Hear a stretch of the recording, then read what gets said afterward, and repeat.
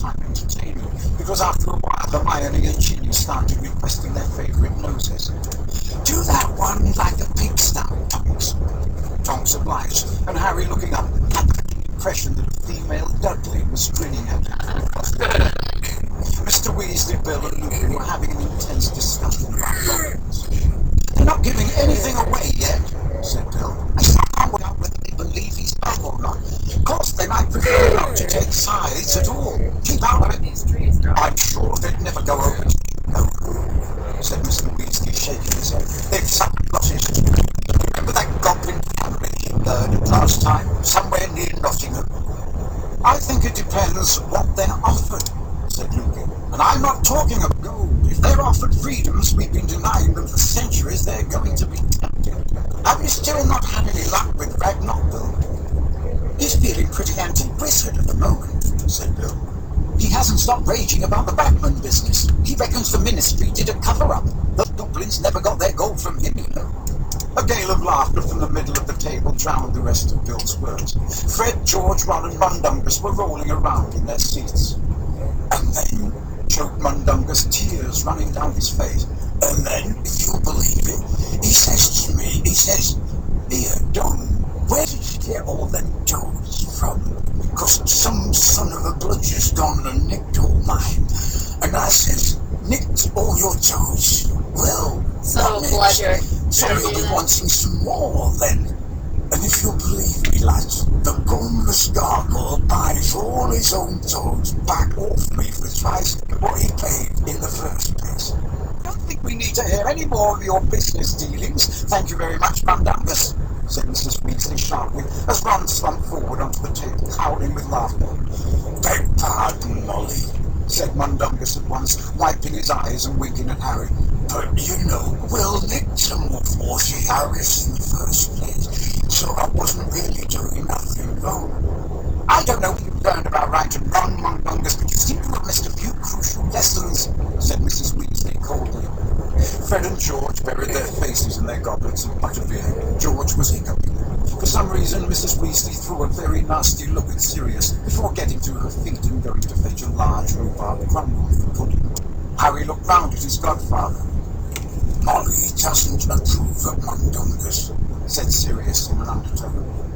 "How come he's in the order?" Harry said very quietly. "He's useful," Sirius muttered. "Knows all the crooks. Well, he would, seeing as he's one himself. But he's also very loyal to Dumbledore, who helped him out of a tight spot once. It pays to have someone like Dum around. He hears things we don't. But Molly thinks inviting him to stay for dinner is going too far. She hasn't forgiven him for slipping off duty when he was supposed to be tailing you." 3 helpings of rhubarb crumble and custard later, and the waistband on Harry's jeans was feeling uncomfortably tight, which was saying something as the jeans had once been Dudley's. He laid down his spoon in a lull in the general conversation. Mr. Weasley was leaning back in his chair, looking replete and relaxed.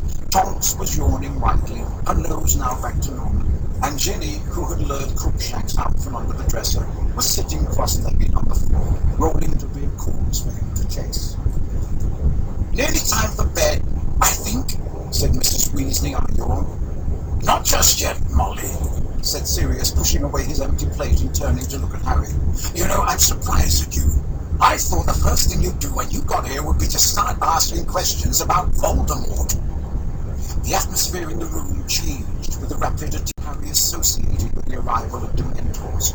Where seconds before it had been sleepily relaxed, it was now alert and intense.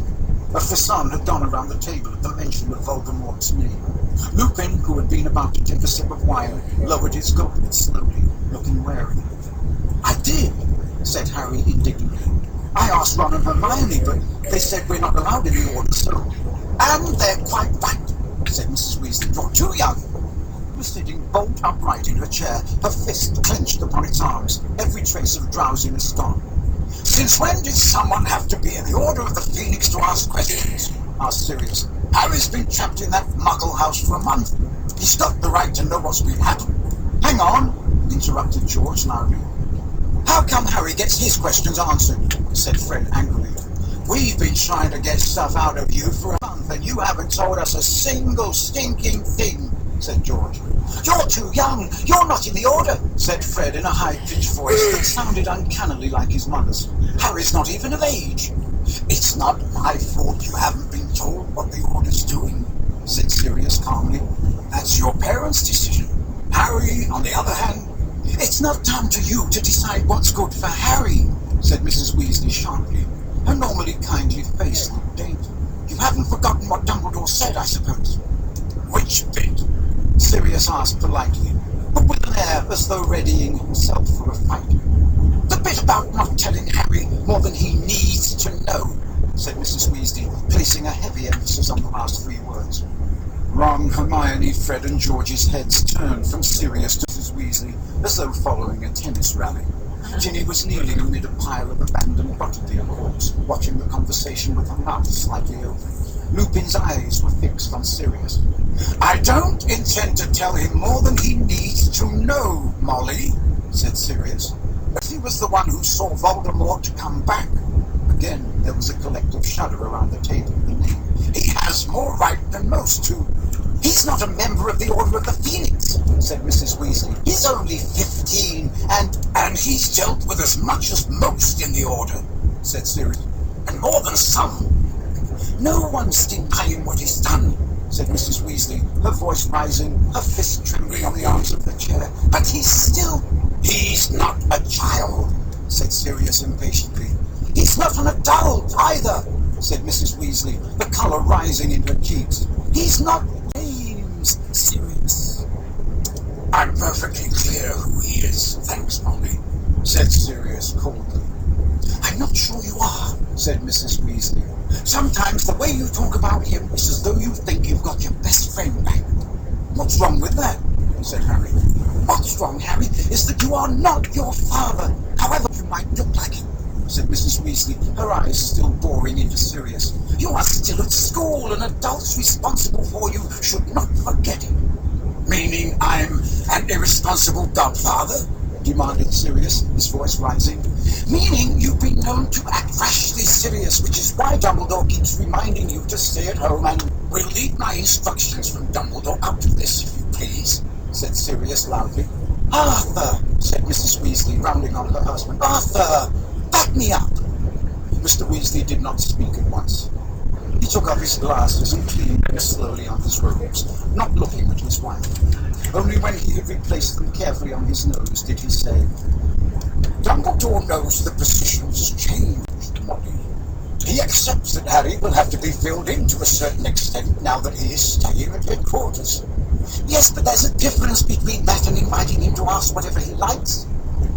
"Personally," said Lupin quietly, looking away from Sirius at last, as Mrs. Weasley turned quickly to him, hopeful that finally she was about to get an ally, "I think it better that Harry gets the facts. Not all the facts, Molly, but the general picture from us, rather than a garbled version from others."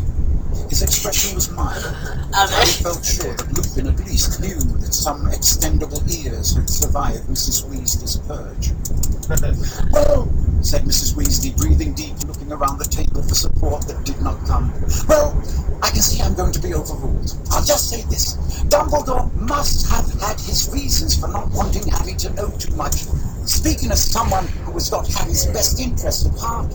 "He's not your son," said Sirius quietly. "He's as good as," said Mrs. Weasley fiercely. "Who else has he got?" "He's got me." "Yes," said Mrs. Weasley, her lip curling. "The thing is, it's been rather difficult for you to look after him while you've been locked up in Azkaban, hasn't it?" Sirius started to rise from his chair. "Molly, you're not the only person at this table who cares about Harry," said Lupin sharply. "Sirius, sit down."